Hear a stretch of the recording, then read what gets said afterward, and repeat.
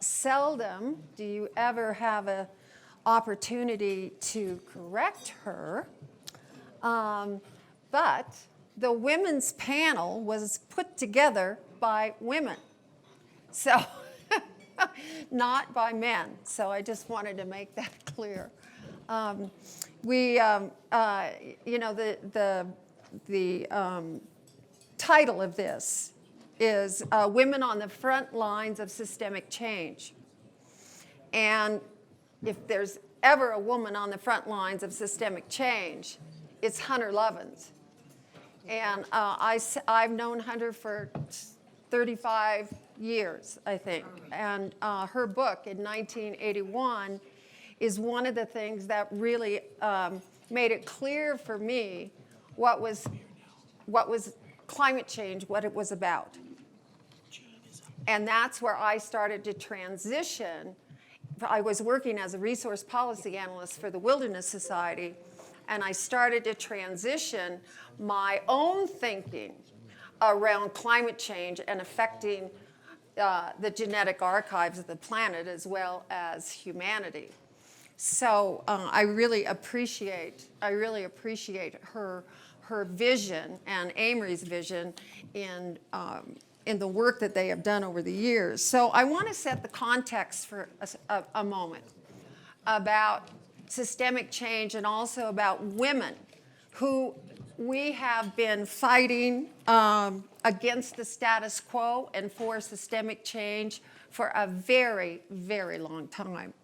And I'm just quickly going to go through a little bit of history so that when we get to systemic change and women who are working on climate, you have a full picture of where all this has been coming forward from. So in 1848, the suffrage movement started in the United States for the women's vote. And that was the first women's right conference that was held in that year. But it wasn't until 1869 that actually women got the vote. So that was almost 20 years of pushing against the status quo to get that systemic change. In 1921, the National Women's Party was established, a political party that was just women. And it was pretty strong for several years, but because the status quo had more gravitas, it slowly faded out, unfortunately. And then there was small progress. It's been an uneven evolution, if you will, of women's rights and women coming forward into politics, culture, leadership in corporations, etc. So in the 60s, and there's a lot of people here that remember this, was the women's liberation movement, and that was Gloria Steinem. And that was a real challenge against the status quo of culture, economics, intellectual, moral, and political, and leadership.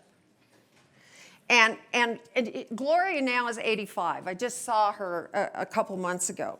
And she's still working on women's rights. And that was when the Equal Rights Amendment during that time, and they had the big march on the Mall, millions and millions of women. And finally, in 1972, the ERA passed, but it was very watered down from what was initially proposed. It did say that there would be no discrimination based on sex. Okay, then the first real rebellion came with burn your bra. I did that. How many in here did that? Oh, good. And that was something that every woman, didn't matter what her status was economically, what race, nothing mattered. We all had the same breasts and we all took off our bras. And that was a real visual, tangible act of rebellion. And then Rosa Parks. She sits down at the front of the bus, and that unleashes the civil rights movement. Then along come Rising Women, Rising World, which is now an organization and a movement that's worldwide. And women who are stepping out and up and front and forward in all sectors, in all issues, are part of that movement. TEDx Women was formed, and we had the Me Too movement, which really went deep into the patriarchal dominance that the planet's been under. And then Drawdown, Paul Hawken and Catherine Wilkinson, Women and Girls, number 5 and 6. Empower them and you'll change the world. So youth and women, with the support of men, I think are the real ticket for the future. And even though we have had all of these breakthroughs and all of this progress, just a few little facts. We've only got 27 women as heads of state out of 195 countries. We have 6.6% who are head of Fortune 500 companies. Only 12.5% that are CEOs of venture capital companies. 24% of the House of Representatives is women. 23% in the Senate of the United States. Only 9% are women of color at the national level, and we have only 9 governors who are women. So all of this pushing for all of this time, we're still there. We're not quite there. We're still at this level. We need to be here. And women are not going to give up, just as the youth are not going to give up.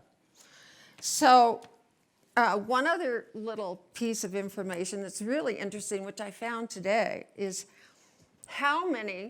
what's the percent of philanthropy in the environmental climate movement do women-run organizations get?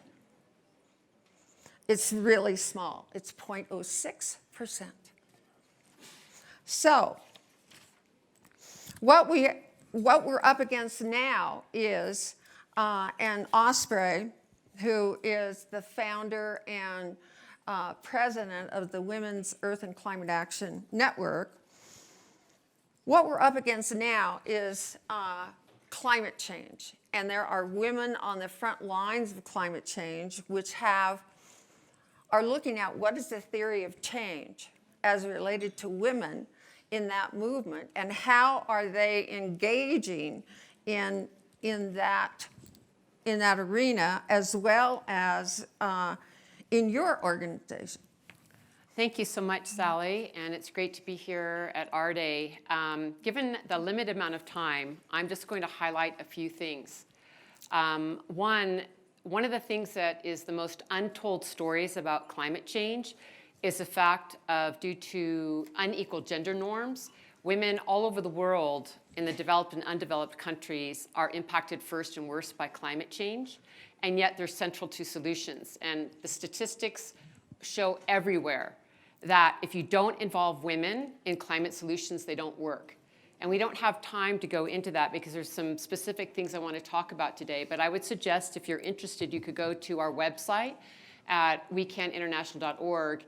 And we have a project there called Women Speak that shows thousands and thousands of stories of women in different categories, from women in water, women in agriculture, women in movements, that show us exactly how women are leading the way in climate solutions and how you actually can't get to sustainability without women. So I'll leave the statistical analysis there.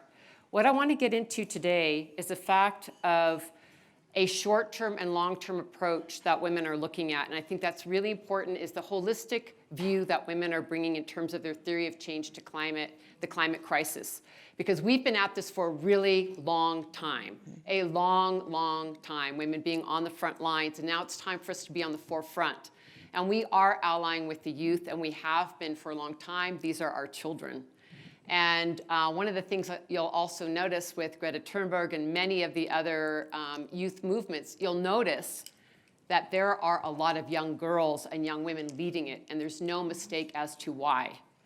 So with that, I want to talk about a couple of things around short-term, long-term solutions.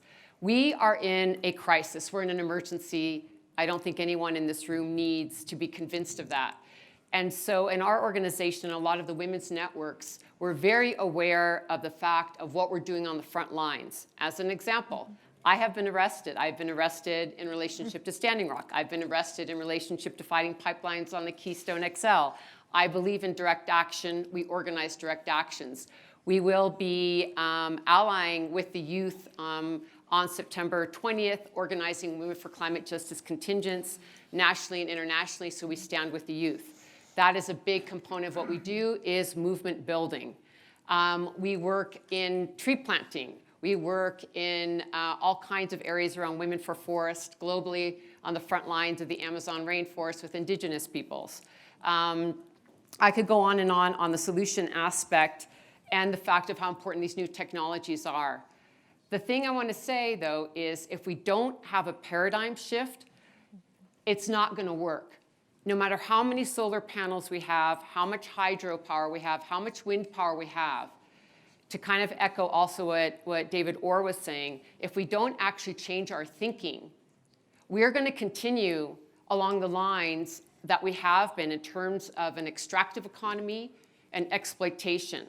In other words, we could have solar power in fascism. Right. So we need to really look at the political agenda and understand women's role in pushing that agenda as hard and fast and urgently and fiercely as we need to be doing.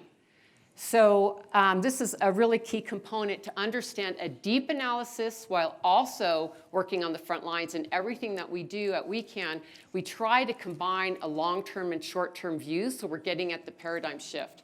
So as an example, we have institutionalized patriarchy. We have institutionalized racism. These are part of our society that have to be dealt with every time we make a decision around climate justice solutions. We know that there's, thank you.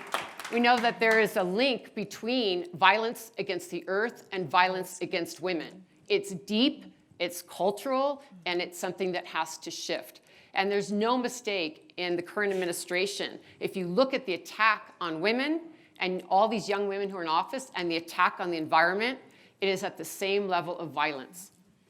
So I want to kind of link also what's happened this morning with one of our campaigns, which is around divestment, because we have found that one of the ways that we can sort of bring this analysis together, create education for the financial institutions around the world, and bring forward the voice of women and speaking as mothers and speaking for our children and speaking for the land, is to actually talk directly to the banks.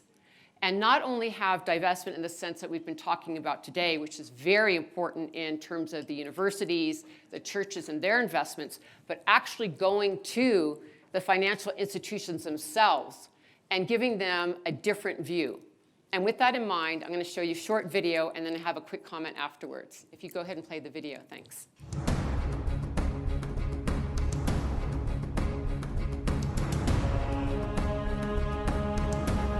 The decisions you make as Credit Suisse and the Swiss people affect those of us downstream from your actions. You sit here comfortably in your privilege, while our communities bear the risks of your investments with our very health, our lives.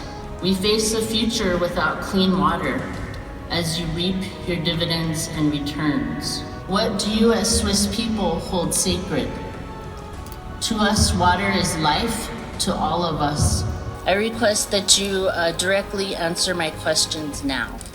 Thank you. I will answer your question, as I said, at the end when everybody has spoken. And the next speaker is Monica Verdin. I'm a shareholder, and I request that you answer our questions individually. Thank you very much. I'm the chairman who runs this AGM, and I decided I will answer at the end, which is my right, and I have to live with it. Thank you. I'm here to let the investors know in the Kinder Morgan Pipeline Expansion Project how directly affected we are and how many times that we have opposed this project. We've been marginally ignored within that process, and the consultation that we had required has not been. Can you guarantee me and my nation that you will no longer have business relationships and provide finance for Kinder Morgan Company? We are here today to let Credit Suisse and all the other banks that are financing these projects that we have not given our consent, that we find water and clean air and land to be critical infrastructure, not pipelines. We're all citizens of this planet, and what happens in our homelands will affect the people here in Switzerland. For over a year and a half, we have tried to pursue all legal avenues possible, petitioning our state and federal agencies to conduct environmental impact studies, yet we have been unheard. And our resistance to this corporate colonialism that is tied to carbon extraction is growing, especially during these times where corporations are influencing our government to pass laws restricting our rights. What changes has Credit Suisse made to its due diligence and risk assessment processes following Dakota Access Pipeline? Investing in a company is just that, whether it's project level or corporate level financing. We need you to stop financing these dangerous companies. Two of the banks our delegation also met with, UBS and DNB, who we provided the same exact information to, chose not to renew their credit facilities with ETP. Yet Credit Suisse has taken no action and has made no statement. Not once in these calculations of profits is the loss of indigenous peoples' culture on this planet mentioned as a risk. Credit Suisse has a choice to do the right thing. So until then, indigenous peoples will continue to wage and escalate a mass globalization, calling for accountability of Credit Suisse in the financial industry. We will call for divestment, we will call for a boycott, we will call for the sanction of Credit Suisse for these indigenous human rights violations by these oil companies that you are supporting by any and all means necessary. I ask that the Swiss people stand with us. I ask that you hold Credit Suisse accountable and say no. No, we will not fund these projects that are hurting people and committing human and indigenous rights abuses.